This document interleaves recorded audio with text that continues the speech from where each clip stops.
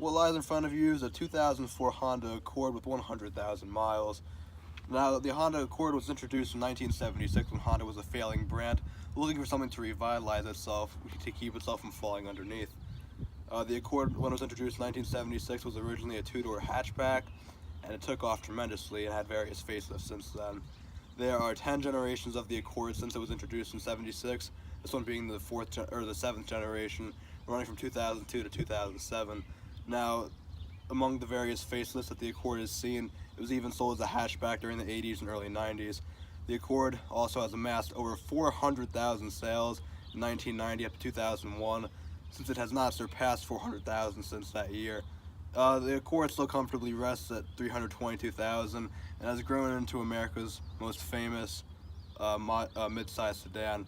So essentially what I'm going to do in this video is give you a basic tour of the Accord, give my own scoring with the lemon list, take it for a drive, and check it out as a whole. Here we go.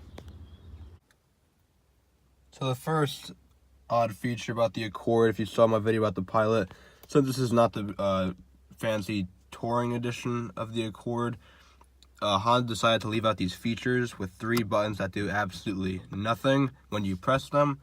This would have been the touring edition, they would have had a purpose, but out of sheer laziness, Honda decided to leave them blank, which is a very annoying feature. It makes it look very sloppy. Also, by the window, automatic windows, there's weird little squares about the size of a die that you could use to adjust the mirrors. I don't know if it works anymore, but very odd feature about the Accord. Moving to the center area of the Accord. The Accord is a very surprisingly large storage console right here, which is filled with CDs, but it is very deep and it can be used for many things, which is pretty nice for a mid-size sedan. Also, here's another small little storage console that stays open. You can fit some coins or like a little tiny gadget in there. But another annoying feature about the Accord, like the Pilot, this is the USB port, and like the Pilot, slams automatically, doesn't stay up. So when you have your phone charging right here, it kind of like leans on it, which is rather annoying. And in here in the center console, you have your dual opening center console, opening all the way up, pretty deep, with a decent amount of storage abilities in there. And in here, very narrow one, little coin slots, and another charging outlet right there. And the center console also slides forward and backwards, which is a bit strange, just in case you wanted to leave something right here, but a bit versatile for the most part. You got your handbrake, 2 cup holders, your gear shifter, straight back and simple. Moving to the infotainment system of the Accord. The Accord is this very basic and simple infotainment system. Your audio power is right there if you want to listen to the radio with AM, FM, CDs. Obviously, it's not a touchscreen, it's the 2004 model. The volume control is just very wide, and it's like a giant tire almost when you're going to change the volume of something. It's very wide and simple. And then you got your obvious other features within the Accord, a very narrow CD outlet that is very uncommon nowadays, so the CDs fell off the block a while ago. Hazards and AC, tuning abilities, heating, another large circle. It's kind of like the tire, like shifting. Same as the volume, the AC, which no longer works in this vehicle, your volume, your different playlist options if you decide to use those. And pretty easy to use, nothing complex about it, nice and simple, but a bit outdated for modern standards. As far as storage goes in the Accord, you have a pretty decent amount of storage in the glove box, roomy. And then on each door panel you have an upper layer which is small for like tiny items, and then a fairly large, pretty deep bottom storage on the door panel. And then the same thing goes on the other door as well. The dashboard and mostly everything about the interior is very cheap, plasticky material. Although, I mean, it is a Honda. You're only going to pay $20-some thousand for an Accord. But, it's nothing luxurious. But, I mean, it's okay. Nothing super nice. You got a little bit of a cloth carpeting above the door panel and plastic. You can remove these in here if you really want to, these little plasticky things.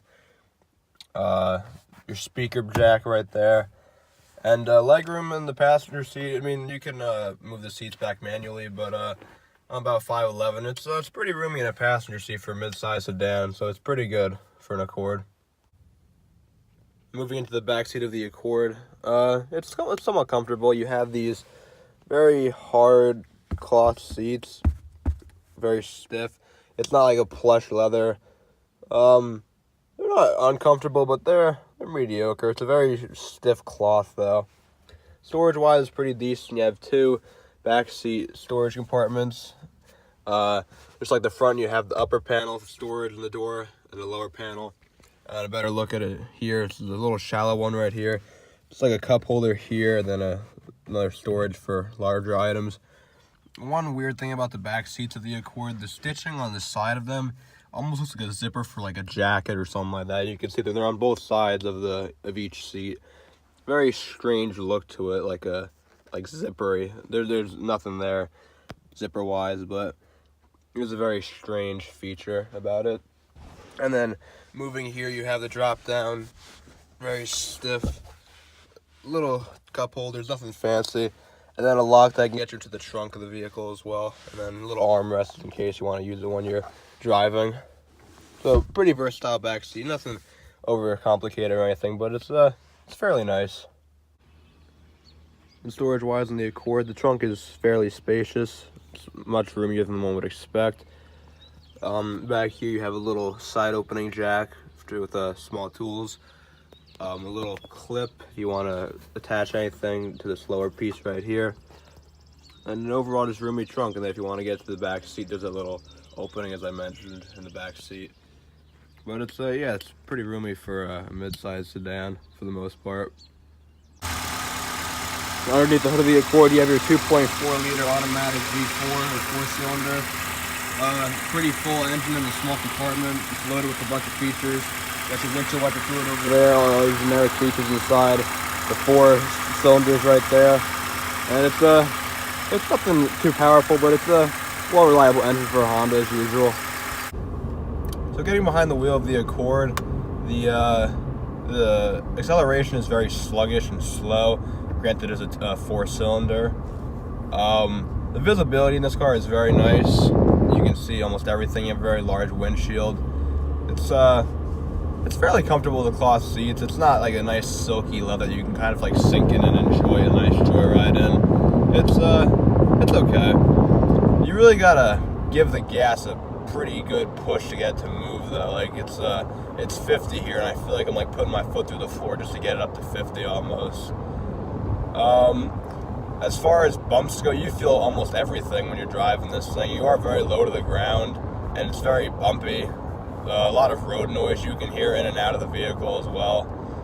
The one thing that is nice is you don't hear the engine that much outside, since it's a very small engine. You're not gonna be deafened by the sound of the engine. It's a nice quiet ride at least, but to say the least, it's not the most comfortable thing. It's not like you're sitting in a Cadillac or a Lincoln or anything of the prestigious luxury nature for that matter. The turning radius is a little loose. You gotta really give it a couple turns to get it to move anywhere. But you get a little bit of body roll as well. It's not the sleekest car, granted it is 14 years old. It's a 2004. And if I were to sit in this for like a long road trip, you might be able to do it. I mean, as I said, the seating is not horribly comfortable, but it's okay. It's essentially like the basic Honda. It's you're not getting anything extreme. You're getting like the basics of the basic. It's a general decent car for 20-something thousand. I mean, it's certainly reliable. I mean, this thing will last you as long as you want, but it's okay. I mean, I'd much rather take something else, but I mean, if you have a tight budget or like something basic you want, I mean, this car would be perfect for you, essentially. But the bumps though are just horrendous. Like, if you feel literally everything that you run over in this thing, which is a very negative drawback of owning a car rather than like a larger vehicle like a pickup truck or a SUV. But that's what you're going to deal with if you're getting a car. That's just the way it is. Now it is time to evaluate the Accord on the lemon list and see how it falls, if it can dethrone the Honda Pilot from last week.